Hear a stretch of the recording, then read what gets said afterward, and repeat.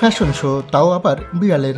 বাহারি সাজে আনা হয়েছে বিড়ালদের। তাদের মালিকরা আবার হেঁটে হেঁটে প্রদর্শনীয় করছেন। শুনতে আশ্চর্য লাগলেও এমনই এক ফ্যাশন শো হয়ে গেল বরিশাল নগরীর নতুন বাজারের একটি কমিউনিটি সেন্টারে।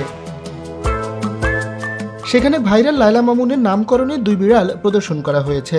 লায়লা মামুনের মতো কদিন পরপরই ঝগড়া বিবাদ মান অভিমান লেগে থাকায় বিড়ালের এই নামকরণ করা হয়েছে বলে জানান তার পরিচর্যাকারী। লায়লা মামুনের মতো আমার মেল বিড়ালের বয়স কম আর ফিমেলটা বয়স একটু বেশি। ফিমেলটা 2টা বাচ্চার মা। তারপরে সারাদিন দুজনে একত্রে থাকে, একত্রে ঝগড়াঝাটি করে, আবার মিশে দেয়, আবার খায়। এই কিছু চারিত্রিক কারণে আমি ওদের নাম দিয়েছি লায়লা। এই ক্যাট শোতে 50টি বিড়ালকে অংশগ্রহণ করানো হয়। এদের পরিচর্যার নানা দিক তুলে ধরেন অংশগ্রহণকারীরা। অনেক দর্শনার্থী জানান এমন উদ্যোগ এর আগে দেখেননি। ড্রেস পরে রাখতাম, খুলে ফেলতো বারবার প্র্যাকটিস করতে করতে একটা টাইমে ড্রেস পরাতে গিয়ে তো একটা টাইমে খুব অ্যাগ্রেসিভ হয়ে গেল।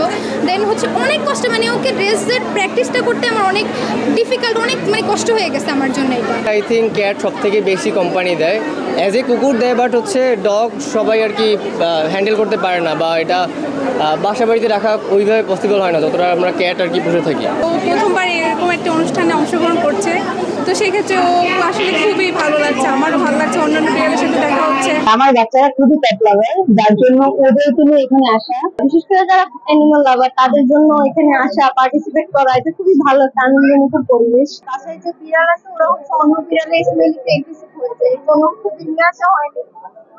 আমি অনেক মিস করতেছি এই প্ল্যাটফর্মে এসে ওদেরকে। আয়োজকরা জানান 5টি ক্যাটাগরিতে অংশগ্রহণকারীদের মূল্যায়ন করা হবে।